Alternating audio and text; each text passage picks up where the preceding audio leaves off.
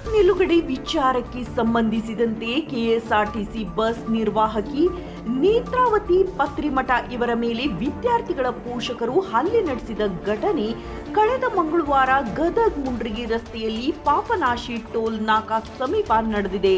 ಈ ಘಟನೆಯು ಈಗ ಸಾರ್ವಜನಿಕ ವಲಯದಲ್ಲಿ ತೀವ್ರ ಆಕ್ರೋಶಕ್ಕೆ ಕಾರಣವಾಗಿದ್ದು, ತಪ್ಪಿತಸ್ಥರ ವಿರುದ್ಧ ಕಠಿಣ ಕ್ರಮ ಕೈಗೊಳ್ಳಬೇಕೆಂದು ಎಲ್ಲೆಡೆ ಕೂಗು ಕೇಳಿಬರುತ್ತದೆ. ಗದಗ್ ಸಾರಿಗೆ ಘಟಕಕ್ಕೆ ಸೇರಿದ KSRTC bus number KA 26 F0852 ಬೆಳಗ್ಗೆ ಸಮಯ 9:30ಕ್ಕೆ ಶಿಂಟರಾಯನಕೇರಿ ತಾಂಡಾದಿಂದ ಕದಂಬಪುರ ಮಾರ್ಗವಾಗಿ ಗದಗ್ ನಗರಕ್ಕೆ ತೆರಳುತ್ತಿತ್ತು ಎನ್ನಲಾಗಿದೆ.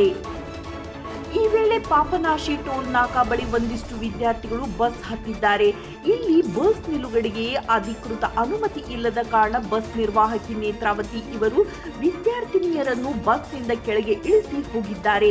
ಈ ವಿಷಯ ತಿಳಿದ ವಿದ್ಯಾರ್ಥಿಗಳ ಪೋಷಕರು ಬಸ್ ಅನ್ನು ಬೆನ್ನತ್ತಿಕೊಂಡು ಬಂದು ಅಡ್ಡಗಟ್ಟಿ ಬಸ್ ನಿಲ್ಲಿಸಿ ಬಸ್ ನಿರ್ವಾಹಕಿ ನೇತ್ರಾವತಿ ಇವರನ್ನ ಅವಾಚ್ಯ ಶಬ್ದಗಳಿಂದ ನಿಂದಿಸುವ ಮೂಲಕ ಇವರ ಮೊಬೈಲ್ ಕಸಿದುಕೊಂಡು ಕಪಾಳಕ್ಕೆ ಹೊಡೆದು ಹಲ್ಲೆ ನಡೆಸಿದ್ದಾರೆ.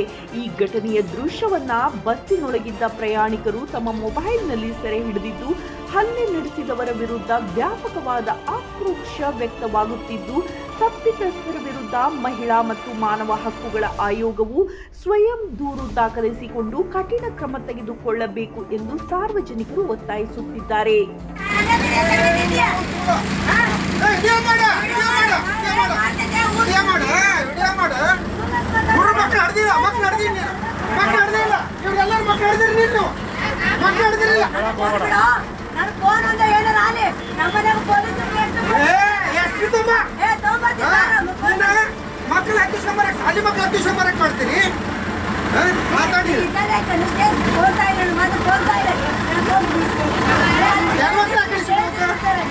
ನಾನು ಗಾಡಿ ಹೊಡೆದು ಅಷ್ಟೇ ಕೆಲಸ, ನಾನು ಗಾಡಿ ಅಷ್ಟೇ ಹೊಡೆದ ಕೆಲಸ.